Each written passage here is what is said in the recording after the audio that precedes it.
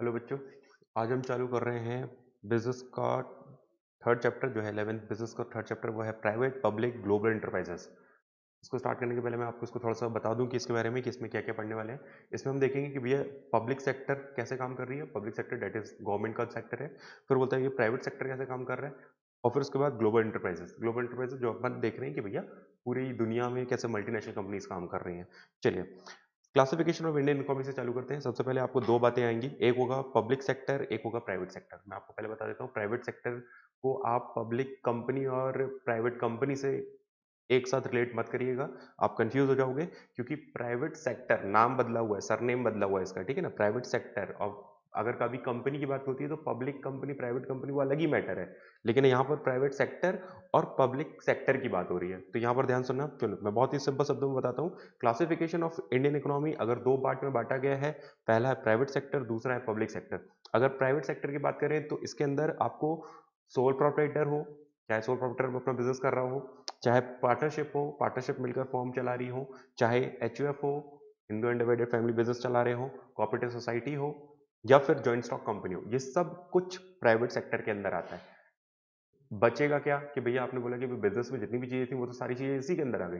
हाँ बेटा, public sector को समझना है तो उसे पब्लिक सेक्टर के लिए इतना समझो कि गवर्नमेंट डिपार्टमेंट जब कोई ऑर्गेनाइजेशन रन कर रही होती है तो उसे हम पब्लिक सेक्टर के अंदर में रखते हैं। सबसे पहला डिपार्टमेंट अंडरटेकिंग, डिपार्टमेंट अंडरटेकिंग जब गवर्नमेंट डिपार्टमेंट बनाकर कुछ काम करा रही है। गवर्नमेंट हमेशा लोगों के लिए, हमारी जनता के लिए जो कर रही है वो कर रही है। तो जो भी चीजें उसकी ऑर्गेनाइजेशन ऐसे चल रही हैं उनको वो अलग अलग नाम से बता रही है। पहले तो बोल रहे हैं वो डिपार्टमेंट, कभी डिपार्टमेंट बनाकर काम करा सकती है। दूसरा बोला स्टैट्यूटरी कॉर्पोरेशन, स्टैट्यूटरी कॉर्पोरेशन की एक स्पेशल एक्ट बनाकर, लॉ बना के, कानून बनाकर किसी ऑर्गेनाइजेशन को रन करवा सकती है।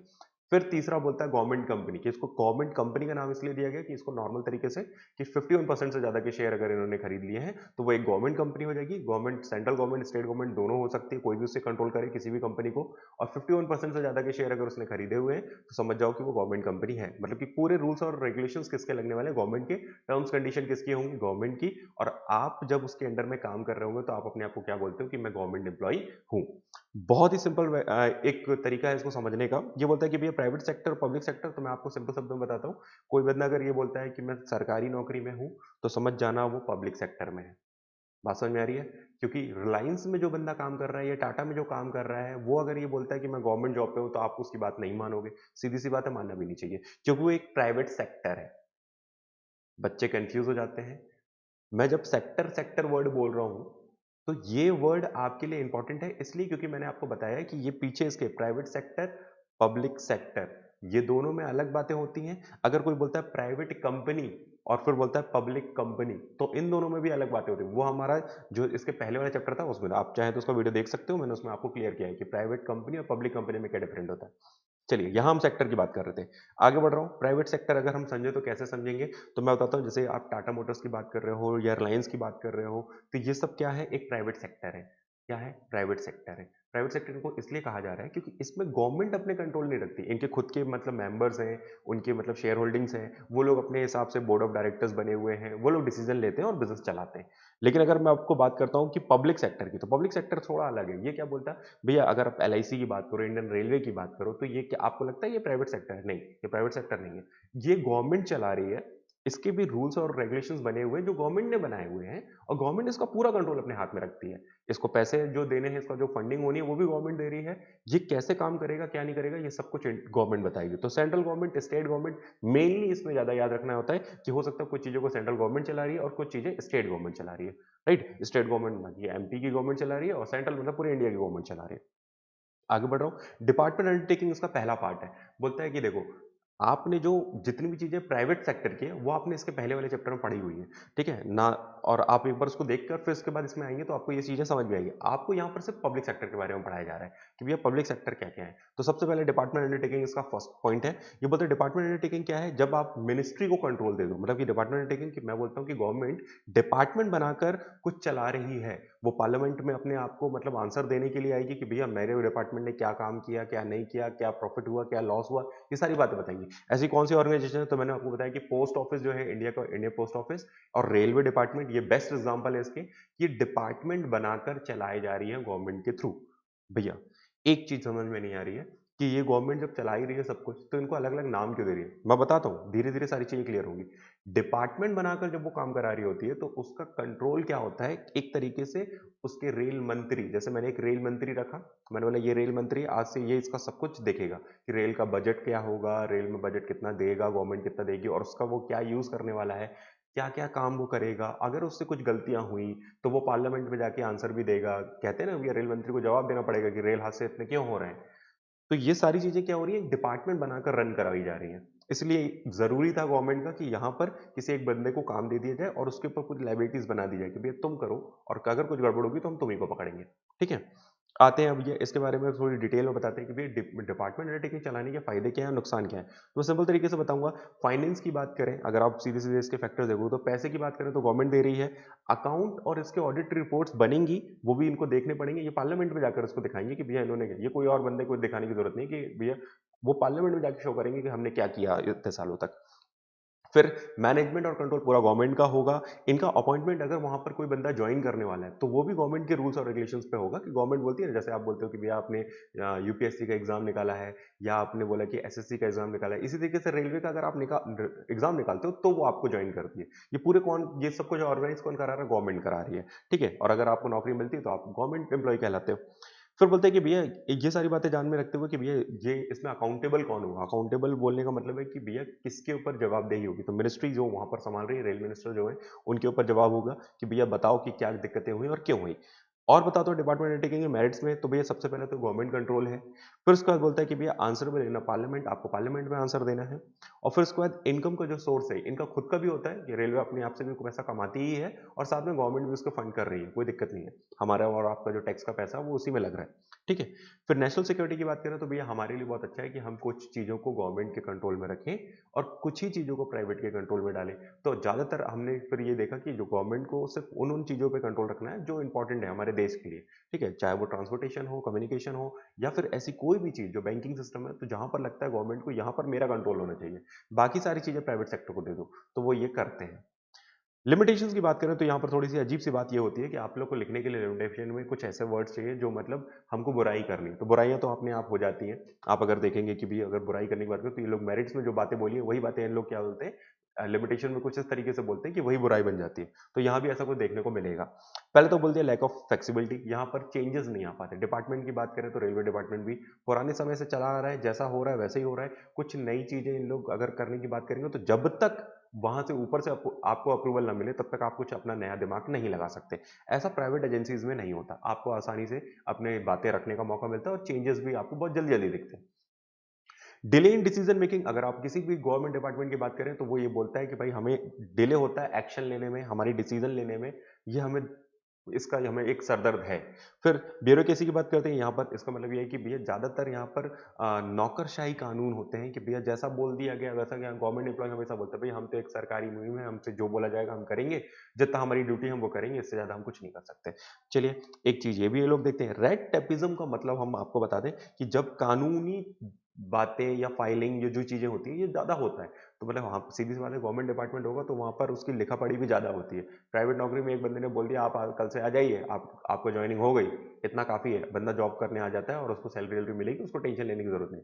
लेकिन गवर्नमेंट डिपार्टमेंट ऐसा नहीं होता। आप अगर कभी जॉइनिंग की बात करोगे तो ऑफर लेटर, उसके बाद वो आना और आपकी डॉक्यूमेंटेशन, आपका मेडिकल चेकअप, सब कुछ करते हुए ये लोग आगे बढ़ते हैं। ठीक है? तो ये बोल रहा है कि रेड टेपिज्म इसमें ज़्यादा है। काम कराने में भी आपका जॉइन कराने से लेकर हर चीज़ में लीगल फॉर्मेलिटीज़ ज़्यादा है। ठीक है?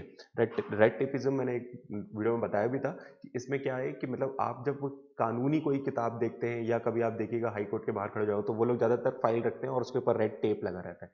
तो हम मानते हैं कि उसमें कुछ लीगल पेपर रखे हुए हैं, राइट? बस ये वही बात बोल रहा है। फिर उसके बाद बोलता है कि भैया इंटरफेरेंस ऑफ गवर्नमेंट, अगर गवर्नमेंट बोलती है कि भैया मैं डिपार्टमेंट को कंट्रोल दे देती हूँ, रेल मिनिस्टर को जो चाहे वो करे, बस अपने हिसाब से चले, तो ऐसा होता नहीं है। असल में क्या होता है, ये गवर्नमेंट कहीं न कहीं अपना कंट्रोल इसमें बनाए रखती है। मतलब ऐसा नहीं होता कि मतलब आपको बोल दिया गया है कि हाँ, वो कंट्रोल गवर्नमेंट इसको कंट्रोल नहीं करेगी, डिपार्टमेंट को आज़ादी है, वो अपने हिसाब से काम कर सकते हैं। पर ऐसा होता नहीं है। प्रैक्टिकल ग्राउंड में हमेशा गवर्नमेंट इंटरफेयर करती है, जिसकी गवर्नमेंट होगी वो करेगी। फिर इंटरफेरेंस यहाँ पर कंज्यूमर नीड के हिसाब से काम नहीं होता। कभी यार आप रेलवे में आप ये सोचते हो कि भाई मुझे मतलब ज़्यादा वेटिंग ना मिले, नॉर्मल तरीके से टिकट्स मिल जाएँ। आपकी नीड ये है कि भाई मैं मुझे कहीं जाना है तो मुझे सोचना ना पड़े, जल्दी मुझे टिकट मिल जाए और मुझे रास्ते मिल जाए, ज़्यादा ट्रेनें हों जिससे मेरे को आराम से कंफर्टेबल तरीके से मैं वहाँ पहुँच जाऊँ। ये लोग अलग ही चीज़ पे काम कर रहे होते हैं, मतलब इन डिफरेंट नीड पे काम करते हैं। इसका मतलब कि ये बोलते हैं कि भैया वो आपकी वहाँ पर सुख सुविधा देख रहे हैं कि भैया आपका मतलब कंफर्ट क्या हो, आपको खाने में क्या मिले, आपको मतलब उस टाइम पे हम और क्या सर्विस दे सकते हैं। वो अलग ही लेवल पे काम कर रहे हैं। हम अभी बोल रहे हैं कि भैया हमको वेटिंग ना मिले, हम डायरेक्ट पहुंच जाएं, आप इसके लिए कुछ करिए। और वो बोल रहे हैं कि नहीं, आपको अच्छा नाश्ता मिलेगा, अच्छा खाना मिलेगा, आप टेंशन मत लेना। अरे ये नहीं चाहिए हमें, हमारी नीड डिफरेंट है। यही बात हमने यहाँ पर बोली। चलिए फिर आगे बढ़ते हैं भैया स्टैट्यूटरी कॉर्पोरेशन की तरफ। अगर अब मैंने आपको बताया कि भैया जो पब्लिक सेक्टर है इसमें आपने पहला समझा डिपार्टमेंट अंडरटेकिंग, अब देखते हैं स्टैट्यूटरी कॉर्पोरेशन क्या है। अब समझो, अगर कोई सेटअप किया जाए, एक स्पेशल एक्ट, कानून बनाकर कुछ ऐसा नया ऑर्गेनाइजेशन तैयार किया जाए जिसपे किसी भी गवर्नमेंट के पार्टी का भी कोई इन्वॉल्वमेंट नहीं होगा, इस तरीके से कि भैया मेरे हिसाब से होना चाहिए, ऐसा नहीं हो सकता।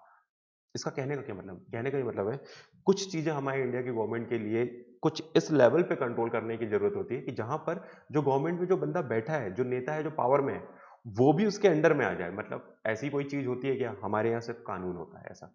तो कानून बनाकर कोई चीज अगर हम बना दें कि भैया हमने कुछ कानून बना दिए, इस कानून के तहत अगर आप इसको फॉलो करोगे तो हम मानेंगे कि भैया इसके अंदर जितनी बातें गिवन है आप उसके दायरे में रहिए, अगर आप उसके बाहर जाते हो तो भैया हम आपको मानेंगे कि आपने कुछ ना कुछ गलती करी है। ये क्या कहना चाह रहा है? ये कहना चाह रहा है कि भैया कुछ ऐसी चीजें होंगी जिस पे गवर्नमेंट का नहीं, उसके खुद के बनाए कानून का एक क्या हो, राइट हो। तो क्या करते हैं, स्पेशल एक्ट बना देते हैं। तो उसमें सबसे पहला एग्जांपल तो आरबीआई है। आरबीआई क्या है? स्पेशल एक्ट से बना हुआ। आरबीआई एक्ट आप पढ़ सकते हैं, जितनी भी चीजें एक्ट से बनी है। इंडियन आपको जो एयरलाइंस की भी बात करें, ये भी एक्ट से बना।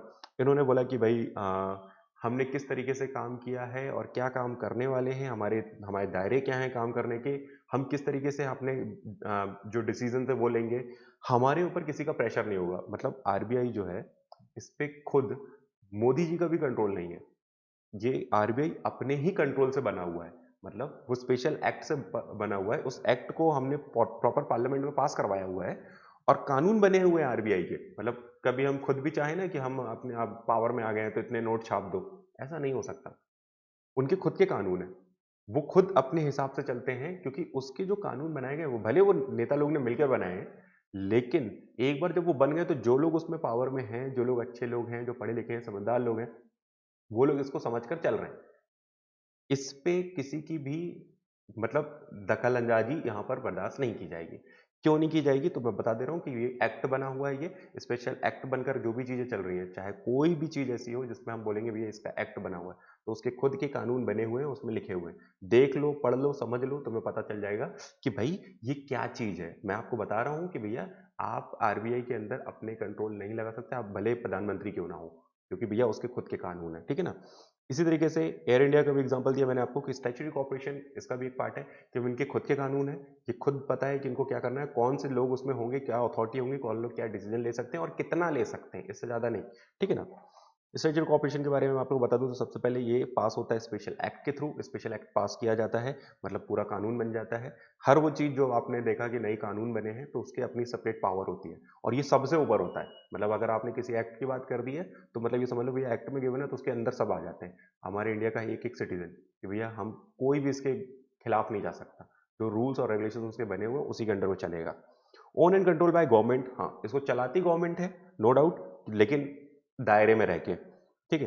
फिर उसके बाद बोलते हैं भैया यहाँ पर कॉर्पोरेट लेवल की इनको एग्जिस्टेंस मिलती है, फाइनेंशियल इनको पैसा पूरा सपोर्ट गवर्नमेंट देती है, अकाउंटिंग ऑडिटिंग इनके हिसाब से ही होगी जैसा इनके रूल्स होंगे, ओन स्टाफ इनका खुद का स्टाफ होगा जो इसको चलाएगा। मेरिट्स की बात करें तो मेरिट्स में ये सबसे पहले बोलता है कि भैया ये ऑपरेशनल फ्लेक्सिबिलिटी के हिसाब से, भैया अगर आप बात करेंगे क्राइम ब्रांच की तो क्राइम ब्रांच क्या है कि भैया आपने सीबीआई की बात करी, जैसे आपने बोला कि भाई सीबीआई क्या है, सीबीआई एक एक्ट के थ्रू बना है तो उसकी उसकी उसके अंदर सारी चीजें, उसकी वो पावर है जो उसमें लिखी हुई है, जो एक्ट में लिखी हुई है। अगर उस एक्ट में लिखा हुआ है कि वो किसी के ऊपर भी मतलब किसी के घर पे जाकर रेड डाल सकता है, पता लगा सकता है, डॉक्यूमेंटेशन पता लगा सकता है, कोई भी ऐसा अगर कोई केस ऐसा आया है तो सुप्रीम कोर्ट अगर किसी को ऑर्डर दे देती है भैया सीबीआई को जाओ जांच करो, तो भैया वो फिर बिल्कुल फ्री एंड पे करेगी। फिर आप कोई रह जाओ, चीफ मिनिस्टर क्यों ना रह जाओ किसी स्टेट के, वो आपको नहीं छोड़ेंगे, आप उसके अंडर में आ जाओगे। मतलब वो आपको पकड़ेंगे भी और आपसे पूछताछ भी करेंगे और आप अपना पावर नहीं दिखा सकते इनको, क्योंकि ये स्पेशल एक्ट के और अपने पावर के साथ आए हैं। और होना भी चाहिए हमारे इंडिया में कुछ ऐसा जो मतलब फ्रीडम से काम करे कि भैया कोई गलती करे तो डरे तो किसी से, वरना नेता लोग तो किसी से डरेंगे ही नहीं कि भैया हमको किसी का डर नहीं।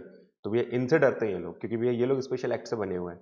ठीक है, इनको फ्रीडम है, इंटरफेरेंस ले सकते हैं, अपने हिसाब से काम कर सकते हैं, ऑटोनॉमी है इनको अपने हिसाब से। ऑटोनॉमी का मतलब बता देता हूँ कि फ्रीडम ऑफ वर्क, कि मुझे काम करने में आज़ादी है, मैं जैसा चाहूँ वैसा काम कर सकता हूँ।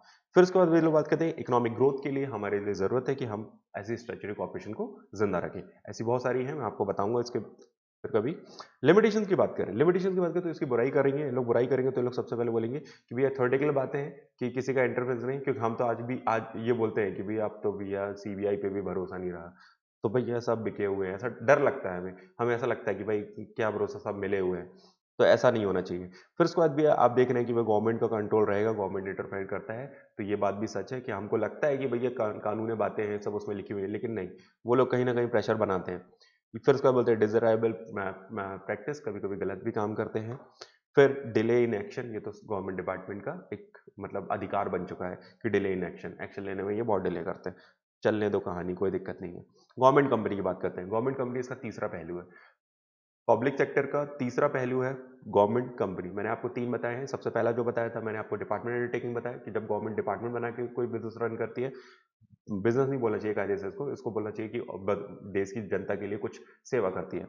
फिर स्टैट्यूटरी कॉर्पोरेशन, जब वो दूसरी तरीके से मतलब ऑर्गेनाइजेशन तैयार करके काम करती है कि स्पेशल एक्ट बनाकर कि भैया, इसलिए ज़्यादा पंगे, स्पेशल एक्ट वो ज़्यादा बड़ी चीज़ है, मतलब उसमें कुछ भी नहीं चल सकता। वो एक बार पार्लियामेंट बैठ के सब लोग ने हाँ हाँ कर दिया, वोटिंग हुई, सारे नेताओं ने हाँ हाँ किया, विपक्ष ने देखा, विपक्ष ने भी हल्ला मचाया, लेकिन ज़्यादा लोग नहीं थे, तो भैया उन्होंने पारित कर दिया। जैसे ही उसको बिल, उन्होंने ये क्या बोलते हैं एक्ट पास किया, अब इसके बाद अब किसी की नहीं चलनी। फिर उसके बाद आता है कि एक नॉर्मल तरीका, कि गवर्नमेंट बोलता है कि हम नॉर्मल तरीके से अगर देखें कि हम किसी ऑर्गेनाइजेशन को कंट्रोल करना चाहते हैं कि भैया ये गड़बड़ कर रहा है या वो गड़बड़ कर रहा है, या हम अपना ऑर्गेनाइजेशन जिंदा रखना चाहते हैं, तो हम क्या करें। तो उन्होंने बोला कि भैया आप 51% से ज़्यादा कैपिटल पे इन्वेस्ट करो, पेड अप कैपिटल पे, तो हम मान जाएंगे कि भैया वो कंपनी आपके कंट्रोल में है और गवर्नमेंट जैसा चाहे फिर वैसा चलाए। हमारे जो मतलब जज भी है तो वो इसको अलाउ करेगा कि भैया अगर ये कंपनी, गवर्नमेंट ने 51% से ज़्यादा शेयर इसके लगे हुए हैं गवर्नमेंट के, तो गवर्नमेंट को, चाहे वो सेंट्रल गवर्नमेंट चाहे स्टेट गवर्नमेंट हो, हम मानेंगे कि वो गवर्नमेंट कंपनी है। ऐसी बहुत सारी कंपनियां हैं। मैंने आपको बताया कि सेल वेल, ये जो मतलब इलेक्ट्रिसिटी जनरेटिंग कंपनी है, ये सब मतलब इसके अंदर में आती हैं। आपको बेस्ट एग्जांपल देखना हो तो भैया गवर्नमेंट कंपनी का आप भारत पेट्रोलियम देख सकते हो, बीएसएनएल देख सकते हो। इनको हम बोलते हैं क्योंकि कंपनी, इसलिए क्योंकि ये कंपनी फॉर्म में रजिस्टर्ड हुई है, प्रॉपर कंपनी एक्ट में जाकर रजिस्टर्ड किया अपना नाम कि भैया मेरी फलाना कंपनी, बीएसएनएल कंपनी, भले वो गवर्नमेंट क्यों ना, लेकिन रूल वो भी मान रही है कि कंपनी जैसे हम इसको चलाएंगे। ठीक है, लेकिन हाँ, पहले ही बोल दिया कि 51% से ज़्यादा का पैसा गवर्नमेंट लगाने वाली है। आगे बढ़ते हैं कि भैया गवर्नमेंट कंपनी के भी फायदे नुकसान देख लें। तो सबसे पहले तो उन्होंने ये बोला कि रजिस्ट्रेशन होना कंपनी एक्ट के थ्रू, ये पहले इंपॉर्टेंट है कि भैया रजिस्ट्रेशन आपका कंपनी एक्ट में होना चाहिए। मतलब कोई भी कंपनी अगर इंडिया में बन रही है तो इंडियन कंपनी एक्ट का रूल उसको मानना पड़ेगा और उसमें जाकर अपनी कंपनी का रजिस्ट्रेशन कराना पड़ेगा। सिंपल प्रोसेस है, लेकिन ये लोग करेंगे। ठीक है, फिर बोले कि भैया सेपरेट लीगल एंटिटी बन जाएगा। जैसे ही कंपनी रजिस्टर्ड होती है तो ये लोग क्या बना देंगे, गवर्नमेंट का एक सेपरेट एंटिटी बन जाएगी। मतलब अब उस कंपनी के खुद के राइट्स होंगे, खुद की वो प्रॉपर्टी खरीद सकते हैं, खुद के वो बिल्डिंग स्ट्रक्चर सब तैयार कर सकते हैं, चाहे भले वो बीएसएनएल की हो ना, वो अपने अपने नाम से कॉन्ट्रैक्ट कर सकती है।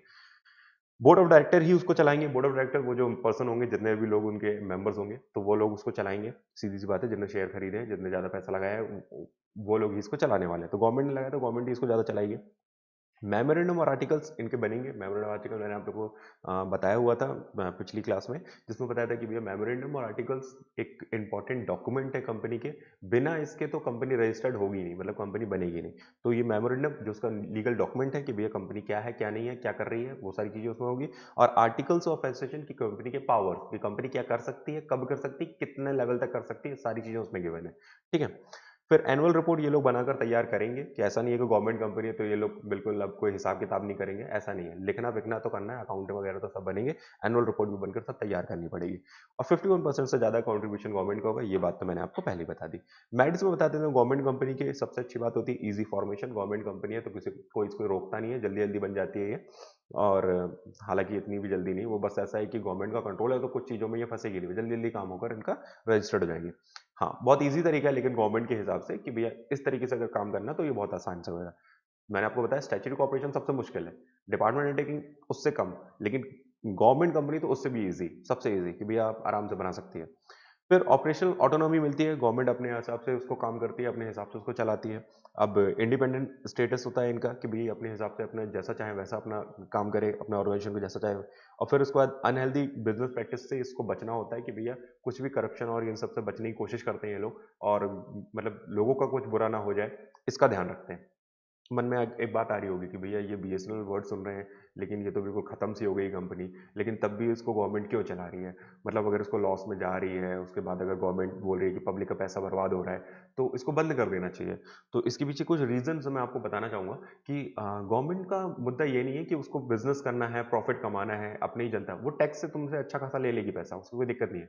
वो बाकी की जो कंपनीज है उनसे भी पैसा ले लेगी, जियो काम कर रही है तो उससे टैक्स ले लेगी, एयरटेल काम कर रही है तो उससे पैसा ले लेगी, लेकिन उसका मार्केट में बने रहने का मतलब कुछ और है, वो उसको समझने की कोशिश करना। मैं बोल रहा हूँ कि गवर्नमेंट क्या करती है, हर वो चीज़, चाहे वो ट्रांसपोर्टेशन हो, चाहे वो कम्युनिकेशन हो, इन सारे बिजनेस में वो क्या करती है, अपना हाथ बनाकर रखती है कि भैया कल को ये लोग कहीं ऐसा ना हो कि ये लोग सब आपस में जुड़ जाए और फिर देश की जनता को मतलब किसी तरीके से लूट ले। मतलब आपको समझने की बात होगी, मैं बताता हूँ। जैसे कि मान लीजिए कि जियो और एयरटेल ये लोग सब लोग मिल जाएं, सारे लोग वोडाफोन सब लोग मिल जाएं, और ये लोग बोले कि नहीं भैया अब तो हम महीने का 1,000 का पैक डलाइए तभी हम रिचार्ज करेंगे, नहीं तो नहीं करेंगे। अगर ये कंपनियां कम होंगी तो ऐसा कर सकती हैं, लेकिन अगर ज़्यादा होंगी तो कंपटीशन रहेगा आपस में, तो कभी नहीं होगा। जब तक गवर्नमेंट ये नहीं देखती कि भैया लोगों में खूब सारा कंपटीशन आ जाए, तब तक वो अपनी कंपनी को चलाएंगे। क्योंकि भैया अगर इन लोगों ने ये बोला कि हाँ, अगर लोगों ने बोला नहीं हम तो नहीं करेंगे, इतना पैसा नहीं देंगे, 1,000 रुपये महीने का कोई बात होती है कि हम नहीं देंगे इतना पैसा, तो ये लोग क्या करेंगे, ये आपको धमकी देंगे कि भैया अगले 30 दिन के लिए हम सर्विस ही बंद कर देंगे, जाओ रहो बिना नेट के, कम्युनिकेशन ही ठप हो गया, कहीं से किसी से बात नहीं हो सकती। लो, फिर क्या होगा? तब उस समय के लिए ऐसी कुछ इमरजेंसी लेवल के लिए गवर्नमेंट तैयार खड़ी रहती है, बोलती है ठीक है तुम्हें बंद करना कर दो, बीएसएनएल जिंदा है, तुम टेंशन मत लो। तो गवर्नमेंट इस तरीके से अपनी जनता को बचा रही है, अपनी इकोनॉमी को बचा रही है, क्योंकि इनका एक दिन का भी अगर बंद ना पूरे हमारे यहाँ की जीडीपी बर्बाद कर देगा। मतलब इनको लगेगा कि भाई ऐसी तैसी कर देगा, भैया सारी चीजें खराब हो रही हैं। तो इस वजह से गवर्नमेंट क्या कर रही है, तैयार करके अपने आप को तैयार रखती है कि भैया मान लीजिए कि आप रेलवे की बात कर रहे हो या आप एयरवेज की बात कर रहे हो, तो धीरे धीरे वो चाहती है कंपटीशन आ जाएगा, धीरे धीरे सारी चीजें हो जाएंगी, तो फिर ये लोग अपने आप को पीछे कर लेंगे। लेकिन अभी पीछे नहीं कर सकते। भैया आपने बोला ट्रांसपोर्टेशन बंद हो गई, हम कुछ भी नहीं करेंगे, हम बसें नहीं चलाएंगे, गाड़ियां नहीं चलेंगी, तो रेल को आप नहीं रोक सकते, क्योंकि ट्रेन तो गवर्नमेंट की है, तो गवर्नमेंट बोलेगी हम चलाएंगे। तो ये लोग भैया आपको लूटे ना, आप पर कभी कोई इफेक्ट ना पड़े, इसलिए ये लोग जिंदा है। ठीक है, चलिए अब लिमिटेशन की बात करते हैं। गवर्नमेंट कंपनी है तो इसकी लिमिटेशन फ्रीडम सिर्फ नाम की है, कि भैया नाम होता है कि भैया फ्रीडम है, लेकिन ऐसी कोई फ्रीडम रहती नहीं। गवर्नमेंट हमेशा कंट्रोल रखती है। ऑटोनॉमी बस बातों की है कि भैया मैंने आप लोगों को पहले बोला कि, और अकाउंटेबिलिटी जो है ये मतलब जो जवाबदेही वाली बात होती थी वो कभी अपने ऊपर जवाब लेते ही नहीं, कि भैया जब भी किसी से पूछो मैंने नहीं किया, ये तो उसके डिपार्टमेंट में आता है, ये मैंने नहीं किया उसके डिपार्टमेंट में आता है, ये लोग इधर उधर टाल देते हैं। तो ये चीज इनको समझनी पड़ेगी, गवर्नमेंट कंपनी में ये नुकसान है। Change in role of public sector, मैंने आपको बताया कि पब्लिक सेक्टर जो हम अभी तक देखते आए, इसमें अब चेंज आ गया है। क्या चेंज आ गया मैं आपको बता देता हूँ। मैंने आपको बताया था 1991 के पहले जब हम थोड़ा मतलब हम थोड़ा जब जैसे हम इंडिया आज़ाद हुआ था, तो उस समय पे क्या हुआ था, गवर्नमेंट डरी हुई थी। तो वो बोल रही थी यार अब फिर से कोई बाहर की कंपनी यहाँ आकर बोलेगी हम ईस्ट इंडिया कंपनी बनकर आए हैं और फिर धीरे धीरे हमारे इंडिया में कब्जा कर लेगी, तो हम ऐसा नहीं होने देंगे। हम क्या कर रहे हैं, हमने क्या कर दिया था, बाहर से फॉरेन से लेना देना सब बंद कर दिया था। हमने बोला भैया हम सब अपने इंडिया के रहेंगे और इंडिया में रहेंगे, और कोई कोई किसी से, अब हम लोग किसी भी बाहर की कंपनी को एंटर नहीं करने देंगे, और हमारी कंपनी भी बाहर नहीं जाएगी। ये हम अपने आप को बचाने के लिए कर रहे थे। लेकिन 1991 में कुछ ऐसी अच्छी बातें हैं कि भैया मनमोहन जी इस टाइम पे इसके कमेटी के मेंबर थे। इन्होंने बोला कि भैया अगर आप रिफॉर्म इंडिया लाना चाहते हो, कुछ नया कुछ करना चाहते हो, तो मैं बोलूंगा कि कुछ डिसीजन लेने पड़ेंगे जो अभी शायद थोड़े कठिन है। उन्होंने बोला कि सबसे पहले आप क्या करिए, पब्लिक सेक्टर जो है, जितने भी गवर्नमेंट सेक्टर है, इनको कम करिए। बहुत ज्यादा पब्लिक सेक्टर में चलाइए, क्योंकि गवर्नमेंट का काम ये नहीं कि बिजनेस करे वो, और या फिर लोगों को मतलब आप एंगेज करने की कोशिश करोगे तो करप्शन से मर जाओगे। तो आपको चाहिए कि प्राइवेट सेक्टर को बड़ा करो, इनको बूम करो। जैसे ये बड़े होंगे, प्राइवेट सेक्टर जो छोटे छोटे बड़े हो जाएंगे, तो ये लोग आपको टैक्स देंगे, तो आप उससे अपनी इंडिया की ग्रोथ होगी। और ये लोगों को बोलो कि जाओ इंडिया के बाहर जाके अपना सामान बेचो, और इनको बोलो कि बाहर से भी सामान आकर यहाँ बेचने को बोलो, ताकि अपन इनसे टैक्स लेंगे। लोग डरे हुए थे, इन्होंने बोला भाई ऐसा हो सकता है कि दिक्कत हो जाए, अब बाहर से कंपनी आएंगी तो हमें दिक्कत होगी। तो उन्होंने बोला कि देखिए, उनकी कमेटी ने ये बताया कि देखिए हम पूरा सिस्टम बनाएंगे, अब हमारे पास आर्मी है, हमारा खुद का डिफेंस है, तो हम सारी चीज़ें कर सकते हैं, अब हमें डरने की बात नहीं है। अब हम बाहर की कंट्री को बोलते हैं कि लाओ अपना बिजनेस जितना करना है हमारे इंडिया में आके करो, और हम इनसे क्या करेंगे, अच्छा खासा टैक्स लेंगे, तो हमारी भी इकोनॉमी स्ट्रांग होगी। ये बातें बहुत अच्छी हुई। फिर उन्होंने क्या किया, कुछ चेंजेस लाए जिसकी वजह से आज कंपटीशन आप देख ही रहे हो कि जैसे मान लो, आप ये सिंपल सा एग्जांपल देना चाहता हूँ कि मतलब आपको लगेगा कि भाई अगर इंडिया ही होता तो आपको ग्रोथ मिलती, तो ऐसा नहीं है बेटा। फिर यहीं की कंपनी आपको लूटती। मान लीजिए एक इंडिया की कंपनी है, इंडिया की कंपनी जो शूज़ बनाती थी, वो उसका बीडब्ल्यू नाम है मान लीजिए। तो वो बीडब्ल्यू नाम से अगर आप देख रहे हो कि वो एक शूज़ बना रही है, तो वो एक शूज़ आपको बेच रही है। वो अगर आपको एक शूज़ 1000 रुपये का बेच रही है आज की डेट में, तो ठीक है। लेकिन जब उसको लगता है कि कोई और तो है ही नहीं, तो वो 1000 की जगह उसको 10,000 का भी बेचेगी, तो तुम्हें खरीदना पड़ेगा। अरे तुम्हें झक मार के खरीदना पड़ेगा, तुम्हारे पास शूज नहीं होगा तो तुम क्या करोगे? लेकिन आज की डेट में जब ऐसा हुआ कि बाहर की कंपनियों को हमने अलाउ करे, तो एडिडास आ गया, रीबॉक आ गया, पूमा आ गया, इतने सारे कंपटीशन आ गए। तो अब वो बंदा 1000 के शूज को 10,000 में बेचने की कोशिश नहीं करेगा। उसको मालूम है, क्योंकि भैया हम जाएंगे, हम महंगे बेचेंगे तो ये लोग आके हमें खा जाएंगे। तो कंपटीशन जो होता है मार्केट के लिए, वो बहुत जरूरी होता है। तो मार्केट में कंपटीशन इंक्रीज होना चाहिए। जब भी नए प्रोडक्ट्स आ रहे हैं, नए विंग्स आ रहे हैं, नए ब्रांड आ रहे हैं, तो समझ जाओ कि भाई अच्छा ही है, कस्टमर का भला हुआ। क्योंकि ये लोग आपस में लड़ेंगे अपनी चीज बेचने के लिए, सस्ता और सस्ता और सस्ता, तो आपका फायदा होगा। ठीक है ना? तो अब चलिए, यही हुआ कि इन्होंने बोला भैया डेवलपमेंट के लिए इन्होंने ऐसा किया, ऐसे कुछ काम किए जो रीजनल बैलेंस, मतलब कि जो गांव हैं, उनको, जो बैकवर्ड एरियाज हैं, उनको भी वापस से ग्रो करने के लिए उन्होंने बोला कि भैया इन्हें यहाँ पे भी कुछ कुछ नए नए प्लांट्स चालू होंगे, नई कंपनीज चालू होंगी, इकोनॉमी हमारा बढ़ने लगा, इकोनॉमिक पावर हमारी बढ़ने लगी।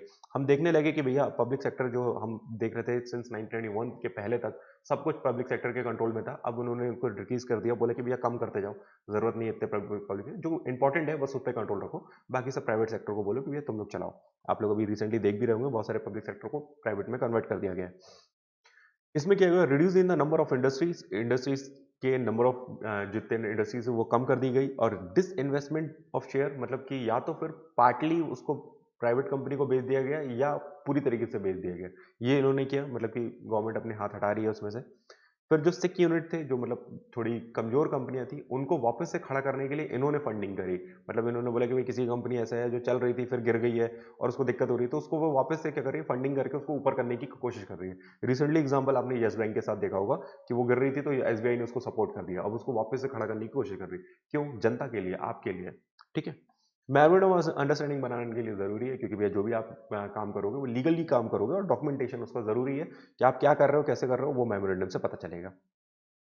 फिर आता है ग्लोबल एंटरप्राइजेस और मल्टीनेशनल कंपनी पे। मैं आपको बताना चाहूँगा कि ये जो है मल्टीनेशनल कंपनीज जितनी भी हैं, आप देखेंगे जो इंडिया के बाहर से और भी कंट्रीज में हर जगह अगर आप काम कर रहे हो, तो आप मल्टीनेशनल कंपनी का नाम पे आओगे कि नेशन के बाहर जाके काम कर रहे हो। ऐसे बेस्ट एग्जांपल आपको गूगल और एप्पल है, कि आपको ये देखो पूरे वर्ल्ड में ये लोग काम कर रहे हैं। तो ये, इसको हम एमएनसीज मान सकते हैं, मल्टीनेशनल कंपनी। ठीक है? इनकी भी अलग फायदे कि भैया अगर आप मल्टीनेशनल कंपनी की बात करें, तो भैया आज की डेट में सबसे ज़्यादा फंड जो है यहाँ पर आता है कि भैया, एक अगर आप मल्टीनेशनल कंपनी बन जाते हो, इतना बड़ा ब्रांड नेम है आपका, तो आपके पास फंडिंग की प्रॉब्लम नहीं होती है। आप शेयर इशू करो, तमाम लोग आपके शेयर खरीदते हैं। आप लोन के लिए अप्लाई करो, तमाम लोग आपको लोन देते हैं। ये, इनके पास ह्यूज कैपिटल होता ही है, नो डाउट। फॉरेन कोलैबोरेशन इनके लिए एक अच्छी बात होती है कि भैया जॉइंट वेंचर या फिर ऐसी बातें जो होती हैं, ये इसलिए होती है कि भैया फॉरेन से आपको जुड़ने का मौका मिल रहा है। एडवांस टेक्नोलॉजी मिल जाती है। अगर इंडिया का कोई बंदा बिजनेस कर रहा है और उसको अगर किसी बाहर वाले से मिल जाए, तो उसको टेक्नोलॉजी अच्छी मिल जाती है भैया, क्योंकि वो तो बहुत अपडेटेड होगा, हम लोग थोड़े कम हैं। अब ऐसा नहीं है, लेकिन अब हम भी बहुत आगे निकल गए। फिर प्रोडक्ट इनोवेशन, कुछ नया सोचना, कुछ नए आइडियाज लाना। फिर मार्केट स्ट्रेंथ आपका बढ़ जाएगी, स्ट्रेटेजी आपकी चेंज हो जाएगी, एक्सपेंशन आपका मार्केट बढ़ जाएगा। आप सिर्फ इंडिया में बेच रहे थे, अब इंडिया के बाहर भी बेचोगे।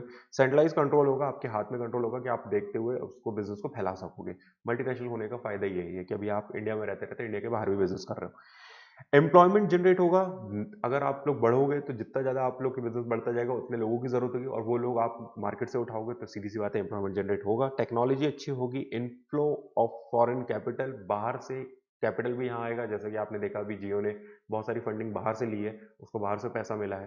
तो ये सब चीज़ें होंगी। स्टैंडर्ड ऑफ लिविंग अच्छा हो जाएगा, हम भी अच्छे रहन सहन में रहने लगेंगे, घर वर अच्छा, टिप टॉप, गाड़ी वाड़ी मस्त तैयार होके। फिर ग्रोथ हमारी उस पे टिकी हुई है भैया, हमारी ग्रोथ पूरी है। और फिर हम एक अच्छा कंपटीशन होगा, हेल्दी कंपटीशन जो वर्ड है, जो मैंने आपको अभी बताया कि कंपटीशन इन कंपनियों में होना चाहिए ताकि हमारा भला हो। वर्ल्ड इकोनॉमी में हमारा भी अच्छा खासा दबदबा है, दिख रहा है कि अच्छा हमारे पास भी पैसा आ रहा है। कुछ बातें इन्होंने बुराई करी है मल्टीनेशनल की। उन्होंने बोला कि भैया यहाँ पर आप नेशनल प्योरिटीज नहीं रखते हो। कई बार इंडिया के लोग हैं जो बिजनेस कर रहे हैं, लेकिन वो फॉरेन ही में पूरा वो करते जा रहे हैं कि भैया पूरा पूरा फॉरेन पे बेस्ड है और पूरा फायदा फॉरेन पे जा रहा है। तो ये थोड़ा सा अगर मैं बात करूँ तो ये डिसरिगार्ड है अपने नेशन के लिए कि भैया आप नेशन के लिए कुछ नहीं कर रहे हो। फिर मोनोपोली बन जाती है, कई बार आप ही अकेले राजा हो जाते हो और बाकी सबको खत्म कर देते हो, छोटे कॉम्पिटिटर आपको दिख भी नहीं रहे होते, तो वो बेचारों का भला नहीं हो पा रहा है, आप ही बस अकेले जी रहे हो। तो ऐसे मल्टीनेशनल हो जाते हैं, कुछ बड़ी कंपनीज हो जाती है कि छोटे बिजनेस पर पनप नहीं पाते। फिर नेचुरल रिसोर्सेज जो बताए बात करें तो भैया आपके नेचुरल रिसोर्सेज हमारे यहाँ का भी तो किल कर ही रहे हो आप, अगर इंडिया में आके बिजनेस कर रहे हो, बाहर से भी आके कर रहे हो, तो हमारे यहाँ के तो नेचुरल रिसोर्सेज खत्म हो रहे हैं। फिर अगर बोलते हैं भैया टेक्नोलॉजी की बात करें तो एब्सोल्यूटेड मतलब कि पुराने अब जो मतलब आउटडेटेड टेक्नोलॉजी है ये वो यूज़ करते हैं कई बार, और नेशनल सॉवरेनिटी मतलब कि हमारी एकता को भंग करते हैं। चलिए, फिर आता है जॉइंट वेंचर। जॉइंट वेंचर की जो बात कर रहे थे, अभी तक आपने मल्टीनेशनल के बारे में देखा कि नेशन के बाहर जाकर अगर आप बिजनेस कर रहे हो तो हम आपको मल्टीनेशनल कंपनी में मानेंगे कि आप मल्टीनेशनल कंपनी हो। जॉइंट वेंचर क्या बोलता है, द टू और मोर फर्म जॉइन टुगेदर, अगर एक और एक से ज्यादा फर्म्स साथ में मिलकर काम कर रहे हैं। इसका बेस्ट एग्जांपल है मारुति सुजुकी। जैसे आप बोलते हैं कि भैया मारुति, तो मारुति तो इंडिया की कंपनी है, और सुजुकी, सुजुकी तो भैया सुजुकी ये तो जापान की कंपनी है। तो ये लोग मिलकर इंडिया में एक बिजनेस कर रहे हैं, क्योंकि उस समय तो वो लोग साथ में है, और आज भी हम देखते हैं मारुति सुजुकी। तो ये जॉइंट वेंचर है एक तरीके का, कि दो कंपनियों ने मिलकर एक कॉमन पर्पस के लिए इन्होंने क्या किया है, अपने प्रॉफिट को शेयर करने के लिए तैयार है, और ये लोग बिजनेस कर रहे हैं। इंडिया में सुजुकी को आके बिजनेस करना था, तो मारुति ने और ये दोनों मिलकर इन्होंने बिजनेस किया। इसी तरीके से वोडाफोन और आइडिया की बात की है, ये बिल्कुल रिसेंट एग्जांपल है कि आप लोग देखेंगे एक वी आपको मतलब दिख रहा है और आई उल्टा दिख रहा है, तो ये दोनों जो है ये भी अब साथ में आ गए हैं, क्योंकि भैया इनको मालूम है इनको जियो को तोड़ना है, इनको कंपटीशन बढ़ गया है जियो के कारण और एयरटेल है, तो इनको तोड़ना है। तो इन्होंने ये दो बड़ी कंपनी मिल गई, वोडाफोन बाहर की कंपनी, आइडिया यहाँ की है, तो इन दोनों ने मिलकर अब क्या किया, मार्केट पे कब्जा करना चालू किया है। देखते हैं कितना अच्छा होता है, कितना सक्सेसफुल होता है, लेकिन इसको हम जॉइंट वेंचर कह रहे हैं क्योंकि ये लोग मिल गए हैं। इससे क्या हो गया, रिस्क भी दोनों कंपनियों में बढ़ गया, फंडिंग ज्यादा हो गई। अब ये लोग काम कैसे करेंगे ये देखते हैं। जॉइंट वेंचर का यहाँ पर एग्जांपल बताया कि भैया दो तरीके के होते हैं। एक होता है कॉन्ट्रैक्ट बेस पे, कॉन्ट्रैक्ट बेस पे कि हमने बोलिए हम 2 ही साल तुम्हारे साथ काम करेंगे उसके बाद नहीं, या 20 साल तुम्हारे साथ काम करेंगे उसके बाद नहीं। जैसे हीरो होंडा के साथ हुआ, उन्होंने एग्रीमेंट बना रखा था कि हम इतने साल तक साथ में काम करेंगे, फिर हीरो अपने रास्ते चला गया, होंडा अपने रास्ते चला गया। अब इंडिया में आप देखेंगे दो अलग अलग शोरूम दिखते हैं, हीरो के अलग, होंडा के अलग। पहले आप देखेंगे तो आपको दिखता होगा हीरो होंडा एक साथ था। इक्विटी बेस पे होना, इक्विटी बेस पे होना एक अलग तरीका है कि भैया हमने शेयर ही लगाए हैं आपस में, एक नया कंपनी खोला और आपने भी इन्वेस्ट किया, हमने भी इन्वेस्ट किया, हम दोनों के शेयर उसमें जाकर मर्ज हुए और हमने उस कंपनी को खड़ा किया। नेक्स्ट आप लोग को बताऊंगा जॉइंट वेंचर में आप लोग को, नेक्स्ट आपको अगर इसके बेनिफिट की बात करें तो ये क्या बोलता है, रिसोर्सेस आपको ज्यादा मिल जाते हैं, कैपेसिटी आपकी बढ़ जाती है, न्यू मार्केट में एंटर करने का मौका मिल जाता है, फिर टेक्नोलॉजी बढ़ जाती है, फिर यहाँ पर बोलता है कि भैया इनोवेशन कुछ नया होता है, और लो कॉस्ट पे आपको प्रोडक्ट बनने को तैयार हो जाता है। मारुति सुजुकी की कारें इतनी सस्ती होती नहीं अगर सुजुकी यहाँ आकर काम नहीं करता, तो उसके प्लांट और उसके जो आइडियाज हैं वो बहुत अच्छे हैं, तो उसकी वजह से मतलब मारुति को भी बूम मिल गया। ब्रांड नेम आपका एक तो बड़ी बात है, बड़ा हो जाता है, जब आप इंटरनेशनल किसी कंपनी से जुड़ते हो तो सीधी सी बात है आपकी कंपनी का भी नाम हो जाता है। फिर डिसएडवांटेज भी इसके कुछ होते हैं, कॉन्फ्लिक्ट ऑफ इंटरेस्ट, कई बार इनके आपस में झगड़े होते हैं, जैसे आपने हीरो और होंडा में देखा कि इनके बीच के जो झगड़े थे वो इतने बढ़ गए कि इनको अलग ही होना पड़ गया, अदरवाइज नहीं तो ये लोग हो सकता है कि साथ में चलते।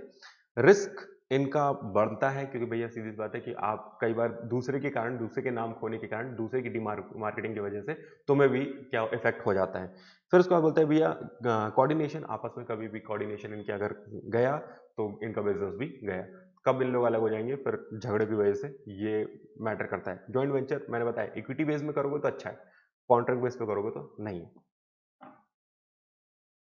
पब्लिक और प्राइवेट पार्टनरशिप ये एक नया कॉन्सेप्ट है, ये बिल्कुल आपको ये बोलता है कि भैया पब्लिक प्राइवेट पार्टनरशिप, ये कॉन्ट्रैक्ट हो जाएगा गवर्नमेंट और प्राइवेट बिजनेस फर्म के साथ। मैंने आपको अभी जो स्टार्टिंग में बताया वो पब्लिक सेक्टर और प्राइवेट सेक्टर के बारे में बताया। सोचो अगर ये दोनों मिल जाएं तो क्या होगा। ऐसा होता है क्या भैया, हाँ होता है बिल्कुल। अब आज के डेट में तो बहुत ज्यादा होता है। क्या होता है, गवर्नमेंट क्या बोलती है, गवर्नमेंट बोलती है भाई मेरे पास पैसे बहुत है, मैं पैसे लगाने को तैयार हूँ, लेकिन मैं चाहता हूं कि कोई ऐसा हो जो मेरे पैसे को यहाँ वहां मतलब करप्शन में खत्म होता हुआ होने से बचा ले, और काम सही तरीके से सही क्वालिटी में करके दे दे। तो क्या होता है, ये लोग प्राइवेट कंपनी को अपना दोस्त बनाते हैं, तो प्राइवेट फर्म्स के साथ मिलकर ये लोग ऐसा काम करते हैं। अभी अभी बेस्ट एग्जांपल मैं आपको बताऊं, जैसे आप रोड्स देखते हैं, ब्रिज देखते हैं, ये सब इसके बेस्ट एग्जांपल है। इंडिया में अगर आप देखेंगे टोल नाके, टोल नाके में आप जाते हो, आप पैसे देते हो, फिर आपको गाड़ी आगे निकालने मिलती है, ठीक है, जब भी आप कभी हाईवेज पे जाओगे तो आपको दिखेंगे। तो वो हाईवे ज्यादातर क्या होते हैं, प्राइवेट कंपनी टेंडर भरती है, गवर्नमेंट को बताती है कि भैया हमको ये रोड कॉन्ट्रैक्ट दे दो, ये रोड बनाने का। मान लीजिए कि भैया वो जबलपुर से भोपाल तक रोड बनाने वाले हैं, तो बोल रहे हैं कि भैया हमको यहाँ तक रोड बनानी है, तो हमें ये कॉन्ट्रैक्ट दे दो। तो ये लोग, गवर्नमेंट क्या बोलती है, एक काम करो हमारे साथ मिलकर पार्टनरशिप कर लो, मैं फंडिंग करता हूँ, तुम रोड बना दो, फिर उसके बाद बोलता है, तो फिर कॉन्ट्रैक्टर बोलता है तो हम पैसे कैसे कमाएंगे यार, तुम्हारा रोड बना कर दे देंगे भैया, गवर्नमेंट तुमने फंड दिया तो हमने उसका रोड बना दिया, हमें क्या मिला। तो फिर कॉन्ट्रैक्टर को ये गवर्नमेंट बोलती है कि एक काम करो, वहाँ पे टोल नाका लगा लेना, जितनी भी गाड़ियां वहां से निकलेंगी तो उन्हीं से पैसा लेना। मतलब एक तरीके से क्या किया गया, रोड बनाई गई और उन्हीं जनता के लिए बनाई गई जिन्होंने जो वहां से जाने वाले हैं, और वही लोग उसका पैसा भी पे करेंगे। भाई इतना अच्छा सिस्टम। इन्होंने बोला अब आप इतने साल तक टोल लेते रहना, तो वो टोल का पैसा ये लोग, कंपनी क्या करती है, अपनी प्रॉफिट के तौर पर इसको लेती जाती है, और वो टाइम पे फंडिंग इन लोग ने कर दिया, तो ये लोग क्या कर रहे हैं, दोनों मिलकर इन्होंने ये काम कर दिया। ऐसी रोड, ऐसी ब्रिज आपको बहुत सारे ऐसे दिख जाएंगे जो पीपीपी मतलब ट्रिपल पी के अंदर आते हैं, जो पब्लिक प्राइवेट पार्टनरशिप का एक एग्जांपल है। तो इसका मैंने बताया कि भैया यहाँ पर पब्लिक सेक्टर और प्राइवेट सेक्टर की दोनों पार्टनरशिप कर लेते हैं और कुछ ऐसा करते हैं जिससे इनका मतलब दोनों का फायदा। गवर्नमेंट तो आपके भले के लिए कर रही है, आप ही के टैक्स के पैसे से, और प्राइवेट कंपनी अपने पैसे के लिए कर रही है, अपने प्रॉफिट के लिए कर रही है। थैंक यू सो मच बच्चों, फिर मिलेंगे नेक्स्ट वीडियो में नेक्स्ट क्लास के साथ।